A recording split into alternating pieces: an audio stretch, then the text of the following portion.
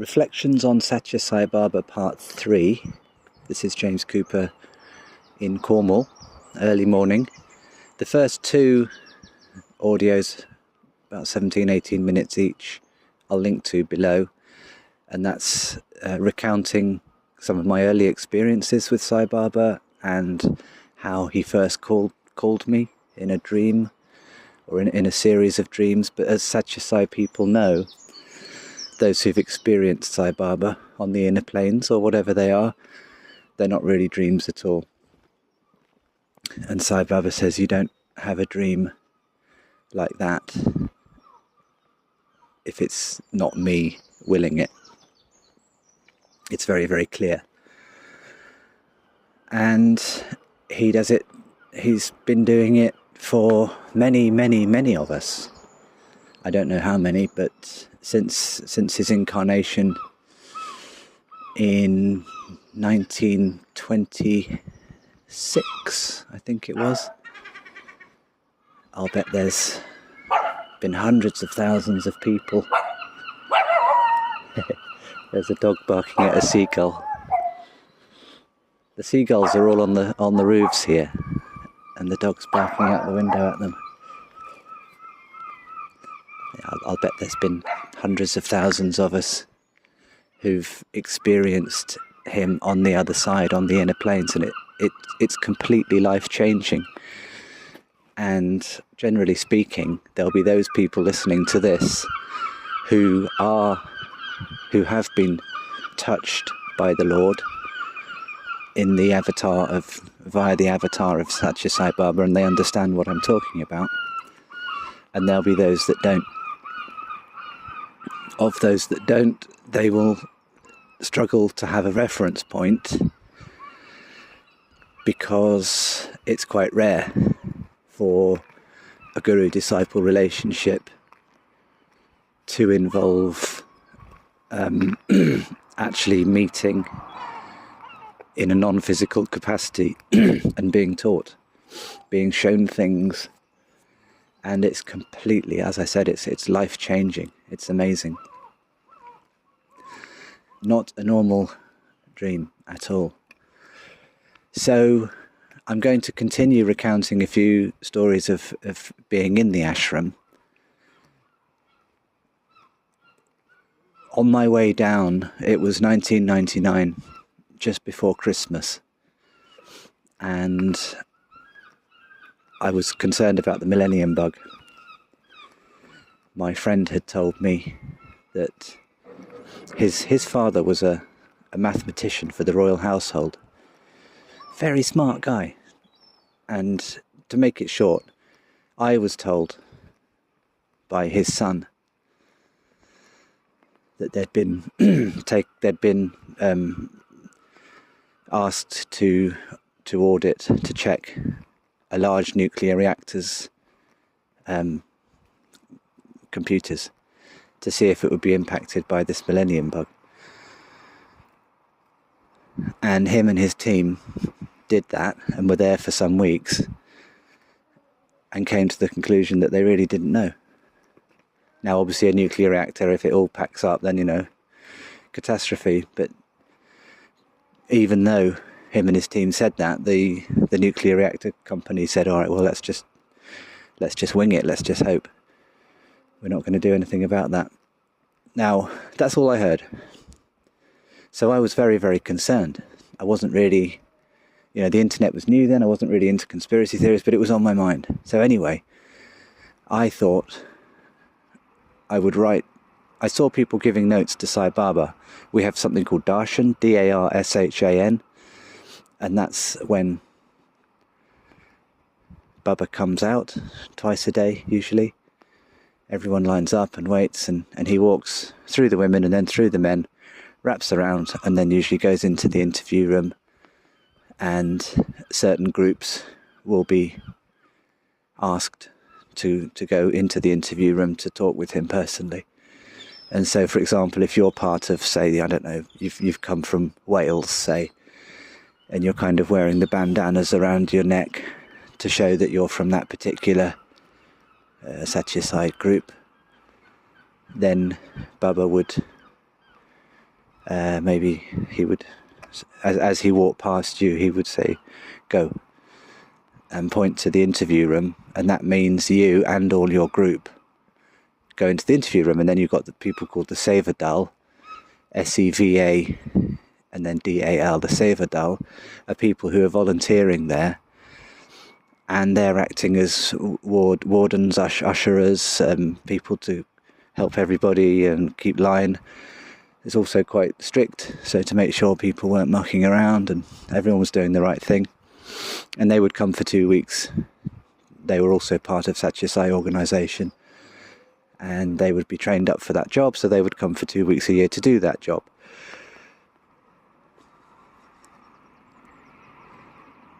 So as Baba was walking through the people, I noticed other people sat on the floor were handing notes to him, which he would always take.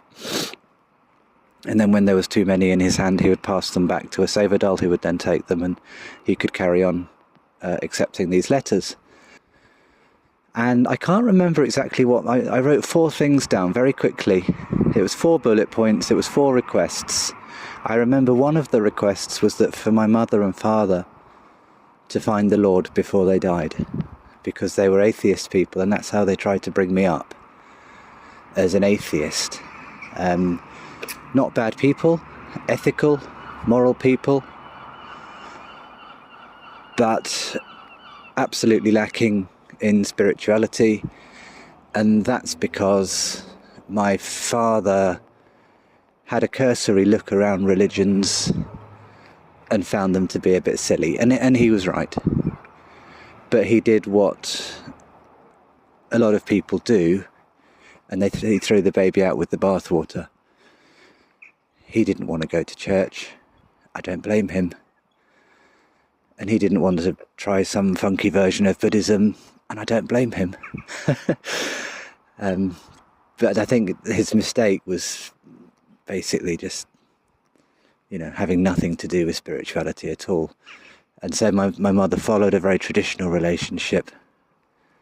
But deep down, I know that she wanted to believe something. She wanted to be more than just a couple that were in the mundane world, earning money and raising kids with no spirituality. So the son came along, that's me. And my attitude was always, what? There is anything else? I thought everything was spirituality. No, we are a spiritual being having a physical experience, someone once said. And that's how I've always looked at life. So I was born into a family of atheists, really. So that was top of the list, really. My preoccupation with wanting them to know about the Lord, somehow I just knew that there was God, and that God was everywhere, everything. How could it be otherwise? But they hadn't made the grade, and they didn't know that. Also, I was worried about the millennium bug, so I wrote down a request for everything to be okay over the millennium. And I can't remember the other 2, but they would have been simple proper requests. And I remember I was sat down, I managed to get the front line. I may have even written the note as we were sat waiting. I used to have a notebook, a pen. That was it, really. Oh, and a book, one of Sathya Sai Baba's books, maybe Sathya Sai Speaks, or maybe one of his discourses. So I'd always have plenty to do as we were waiting, for hours, really, each day. Good training for yoga, because you get to sit cross-legged. So I've got an excellent cross-legged, lotus position. Although I was in the half lotus most of the time. Anyway, the sun starts to come up and the darshan music begins, this lovely music that comes through the speakers, and everyone's waiting, and there's Baba. So Baba comes out again, walks through the women's section, and walks to the men's, and I notice he turns around, turns his head, looks straight at me, and walks towards me. And I had my note in my hand. And that was a surprise. I wasn't quite ready for that, because in my mind I'd already moved beyond any doubt whatsoever that this is God. This is a regent of God. This thing, this avatar, is not a little man in an orange robe in India. I knew that. I knew it before I'd even met him physically. And so having this entity walk towards me and then reach out his hand and take my note, all I can say is I felt like I started to sort of breathe in and out very quickly. My back went sort of bolt straight upright. Kundalini, what I sort of call Kundalini, this energy that goes from the base of the spine up to the head, seemed to be released somewhat, and I felt very electric. But the main thing is I felt like a balloon that had been completely blown full of air, and if you just take your fingers and thumb off the neck of the balloon to let the air out, then the balloon would fly up into the air. And that's how I felt. I felt that at any moment, as I handed him the letter and then he walked on, I felt that I could simply just fly up into the cosmos and never come back. I've never had a feeling like that, ever. And this, if you were to be a fly on the wall or sat next to me, you would have noticed that a very profound physical effect was taking over me straight away. And that was not unusual either. I used to watch, as there'd be, or fairly regularly, there'd be someone who was having a very, very powerful experience of being, in Bubba's aura, similar to my one. So I just thought that was worth recounting.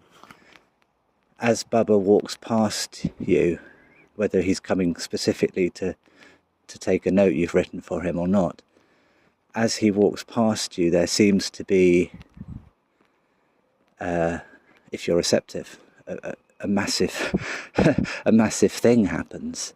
You close your eyes and anything can happen. The most amazing downloads, as some people call it, just plop into the head, into the heart.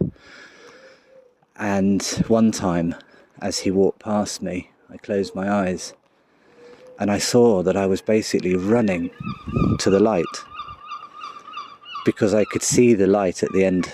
It wasn't a tunnel, but I could see where I was going. I could see clearly that there was the goal, the light.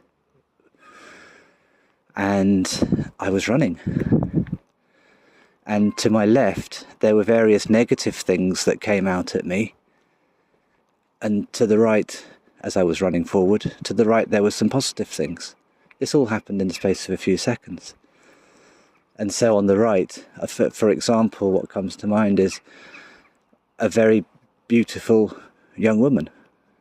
Exactly the type of woman I like. Wearing a nice summer dress, conservative, healthy, a natural smile. And she liked me. And I could have stopped running. I could have turned and said, "Oh, hello, what's your name?" But I didn't. And then on the left, some nasty thug came and punched me in the face. But it didn't make any difference, I didn't fall over. It didn't hurt. I just kept running. And so that happened over a space of a few seconds. And then I open my eyes again. I go, wow. And then I see Bubba walking past me. Again, these experiences are, I'm sure they're very common. They were very common when Bubba was with us. He might come back. We'll talk about that another time. Now, Christmas morning, 2000, at about 3:15, I set my alarm. We all slept in a shed, in lines on the floor. A hangar, a huge place. And because it was Christmas morning, a few of us decided to get up a bit early and get queued up. Right, because it was a long day. We wanted to be right at the front. And if you get up early and you start queuing very early, there's a small chance you might be closer to the front, although it is done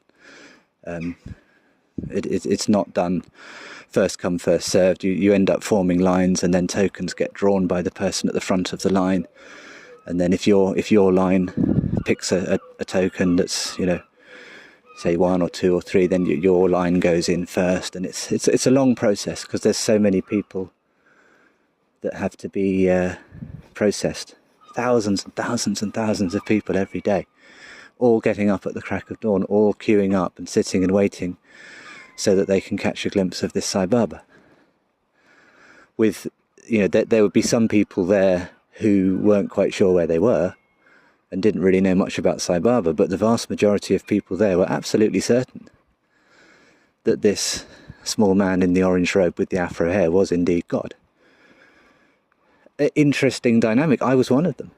No one was more surprised than me, and I believe that Sai Baba coming to me when I was 25 was the pivotal point. That's when my life changed, and I just realised, absolutely, God is great. God is far, far bigger, far more omnipotent, omniscient than I could ever really gauge. But Sai Baba, when I was 25, that marked the absolute beginning of my real life. I was born when I realised that God existed. So here we are, it's about 3:30. And there was quite a lot of us coming out of the sheds. There's various sheds there, not just one. All the women on one side of the ashram, all the men on the other. So my experience was quite a few men, and it was still dark. Young men, old men. And we were making our way very quietly, japamala in hand often, quietly chanting mantras, just very much in the zone. No frivolous talk there at all. It's a bit like being in the army boot camp, except it's spiritual. And it was just a little moment when the Sevadal were there, the ones that are there to keep order and usher people around and get the lines formed. And they'd put up barriers, which were just rope with some bollards, to keep us away from the main central area where you go to queue, up until the time when it's time to do that. So you couldn't turn up too early. Yet we were too early because we were keen, because it was Christmas morning. And there would have been a time when we would have had to have waited behind the makeshift barriers so that we could then move on to the next stage of queuing up. It's a series of different queues.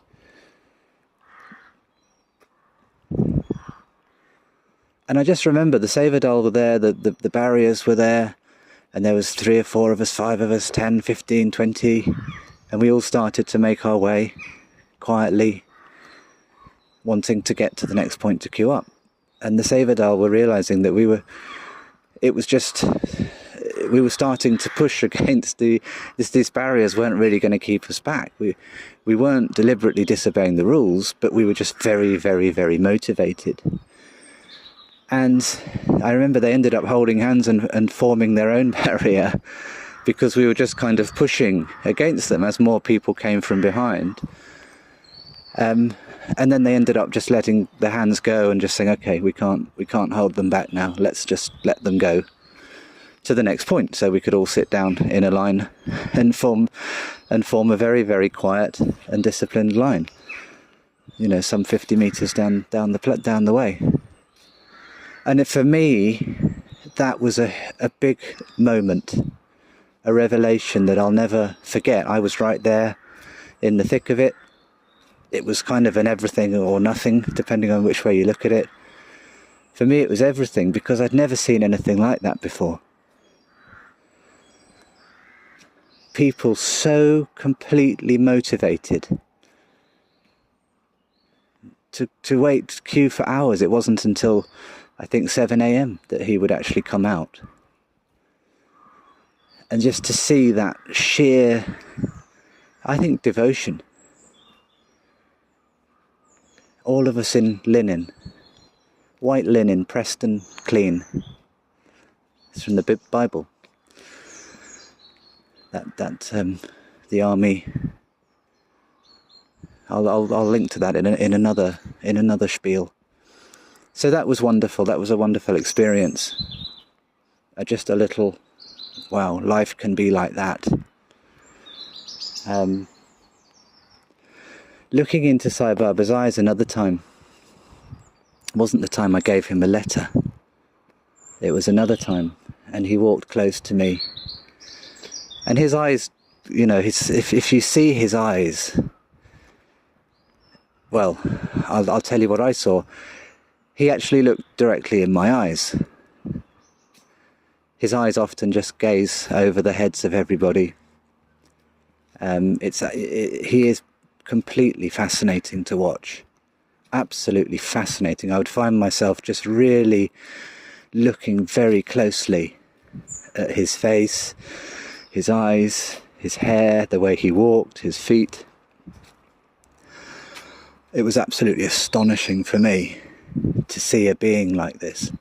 And I was very, very keen to see exactly how he was. For example, I would often find myself squinting and gazing and staring at the outer edge of his afro hair. By the way, I've never seen anyone with hair like that, ever. And I swear that I could not work out where the hair ended and where, you know, space or, you know, the sky or whatever air began.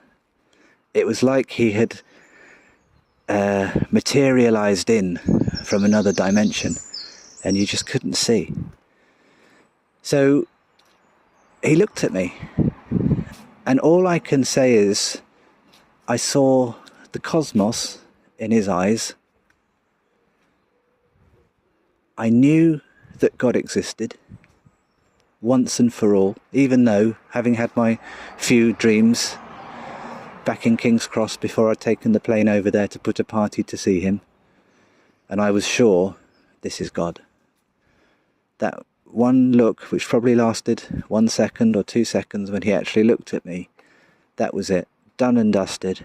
I knew that that was God looking at me, that God exists, that there is only God, and that I too am part of that oneness, in no uncertain terms. That was my immediate knowledge from this being simply looking at me. And it was literally like I was looking at the cosmos in his eyes.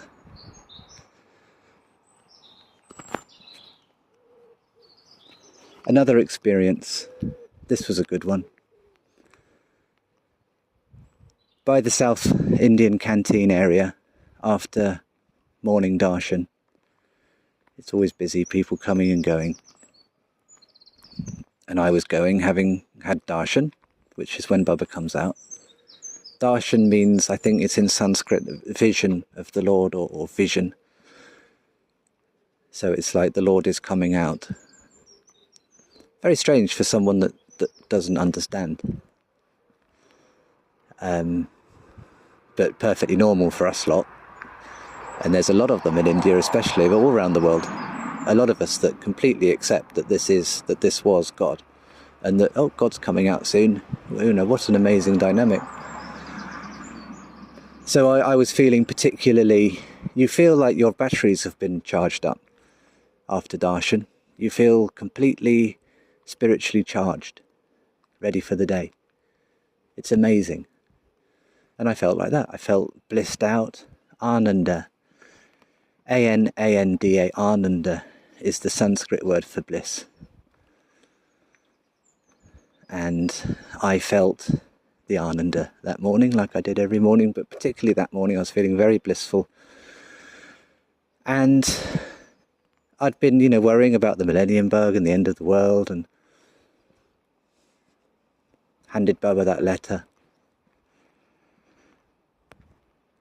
And there was a little old man, Indian man, seemed to have a kind smile. I would have placed him as at least 70, maybe 80. Healthy looking, as the Indians often are, the vegetarian Indians. Nice skin, not dry skin like we have the old people in the West. And he was sat there at just a very, very simple little table. Him sat there on the chair, right where everyone was coming and going. He was just on the side of the walkway. And on the table were two books. One was black and one was white. The black one was called Pralaya 2000, I think. And Pralaya means the end of you have an in-breath and an out-breath of Brahman, which I think is 4.3 billion years. And I think the Pralaya is when the breath comes in and everything is destroyed.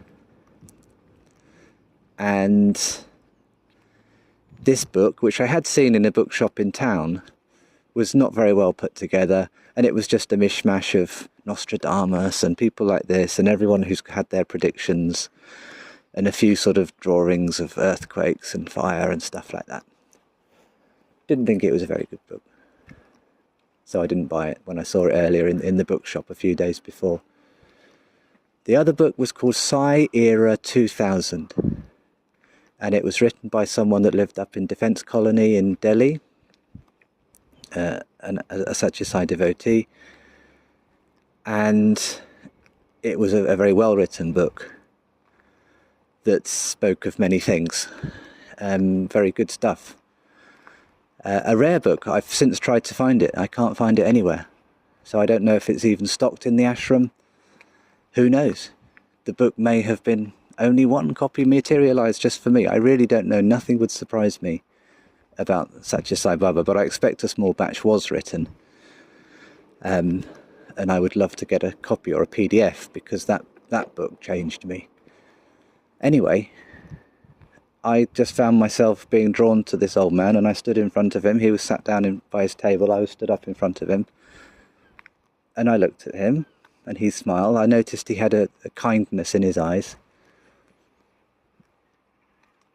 and I remember looking at the two books and then looking back at him, and I wasn't sure if he was selling them or not. And I picked up the Psi Era 2000 and I just looked at it and then said, "I'll take this, please." And I remember handing him, going into my pocket and handing him a 100 rupee note. Books were generally they are very cheap in India, and that would have been about £1.20. And I figured that would probably cover the cost. I wasn't sure. And so I remember he looked at the note, looked at me and said, okay, 90 rupees.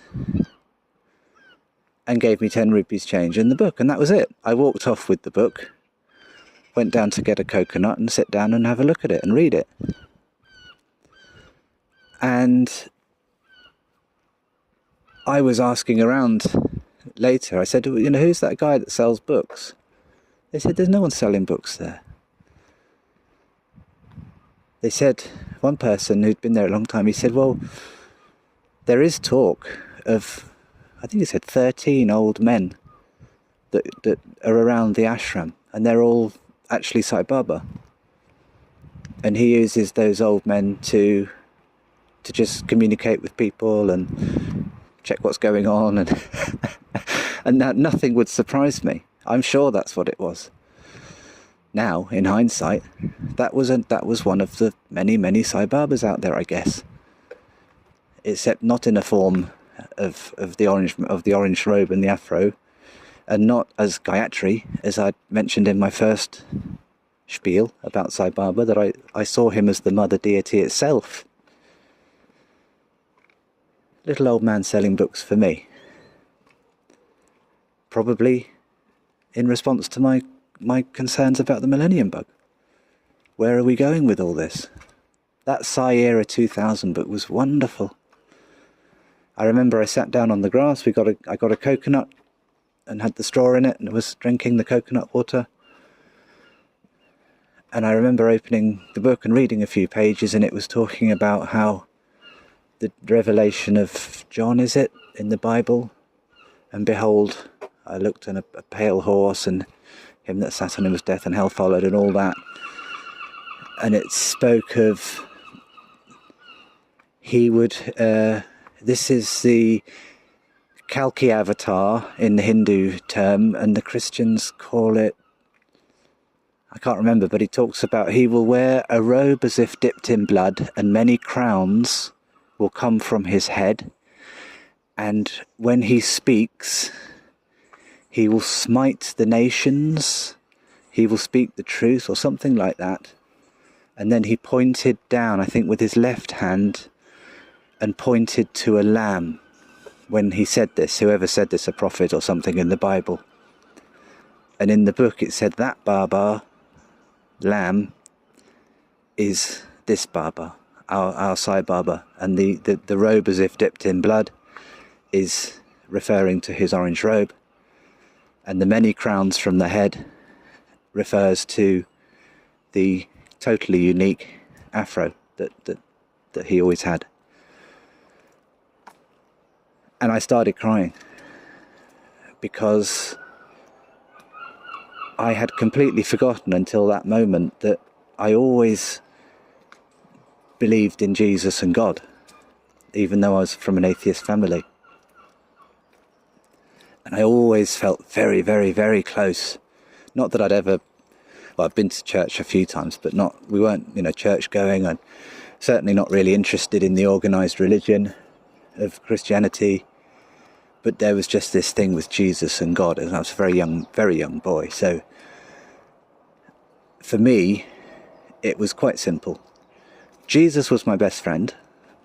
In fact, he may well be the only person that actually exists. All of these people around me might not actually be real in the sense. But if they are, I was sort of finding it, I did all right, I was quite popular at school, and my family was a good family, and there was no massive dramas. But I just always found people to be a little bit tricky. I found it frustrating because they never seemed to want to talk about real things. So ever since I was, God knows, really, really young, it was just Jesus and me. But also there was God. But I would never know God, because I was only about 6 or 7 years old. So in my mind it was simple. I wouldn't know God. But it didn't matter, because I was best friends with Jesus. Real simple stuff. And remember, I hadn't had any of the indoctrination of church at all. No Sunday school, nothing like that. That was just what I believed. And I was cheerfully assuming I would never ever meet this God. I don't know why, I just thought, well, it's, in this life you don't, that's just not how it is. And then as the teenage years came, and I forgot that was a huge part of my life, just knowing Jesus as the best friend.